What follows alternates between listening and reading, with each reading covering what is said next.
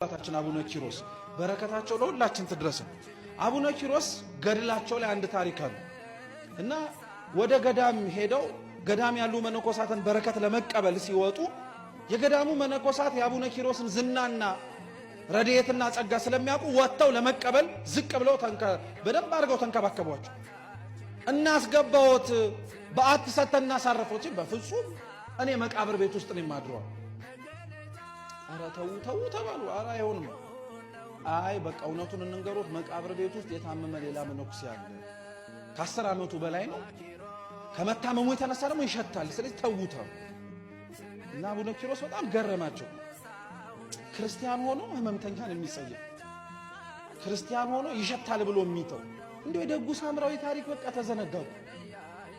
ቁስል ማበስ፣ ማጽናናት፣ የታመሙትን በስጋም በነፍስም በአይምሮን መጎብኘት በጣም አርገን እኮ ዘንግተ ነው ለማስታወቂያ የምንሰራው ስራ ሆኖብን እኮ ተቸገረን። በቃ የእውነት የጽድቅ ስራ መሆኑ ጠፋ።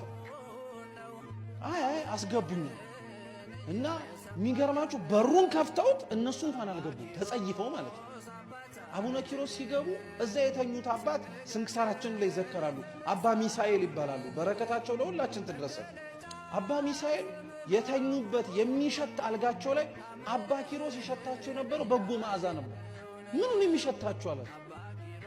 ከዛ በኋላ ወደ ቤቱ ዘለቅ ብለው ሲገቡ በራስጌና በግርጌያቸው በተኙበት የህመም አልጋቸው ላይ ሚካኤልና ገብርኤል ክንፋቸውን እየጋረዱ እኔ ልሸፍናቸው ይሏቸው ነበር እና ይህን ህመማቸውን አንድም ቀን አባ ሚሳኤል አግሮምርመውበት አያውቁ። አንድም ቀን ይራቅልኝ ብለው አያውቁ። ህመም መታገስ ራሱ የሰማዕትነት ምልክት እንደሆነ ያውቋል። አቡነ ኪሮስም ተመሳሳይ ናቸው። በነገራችን ላይ የቅዱሳንን ገድል የምንናገረው የእነሱን ስራ አርያና ፍኖትም እንድንከተል። አቡነ ኪሮስም ተመሳሳይ ናቸው። ጿቶ መከራ የተቀበሉበት የጋለ አለት ላይ ተኝተው ህዝቤን ማር ብለው ያለቀሱበት ስፍራ ላይ ራሱ እኮ ነው መድኃኔ ዓለም ኢየሱስ ክርስቶስ ካልመጣ በቀር አልወጣም ነው። ለቅዱስ ገብርኤል እንኳን እኮ አስቸግረዋል አቡነ ኪሮስ። ኧረ በፍጹም ነው ያለው። የሰማያት መንግስትን ትወርስ ዘንድ በላይ በሰማያት ትኖር ዘንድ አንተ የተመረጥክ ነህ፣ ና እንሂድ አለው። በፍጹም አለው። አቡነ ኪሮስ እንደውም ቃል በቃል ያለው ገድላቸው ላይ ምን መሰላችሁ? ክርስቶስን በመከራ ከሚመስለው ሰውነቴ በላይ በሰማያት የምታወርሰኝ ምን መንግስት ነው?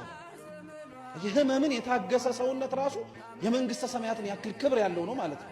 ስንት ዓመት ባልጋ ቁራኛ በደዌ ዳኛ በጸበል የተንከራተቱ ወንድም እህቶቻችን ሰውነታቸው ራሱ የተቀደሰ ሊሆን ይችላል።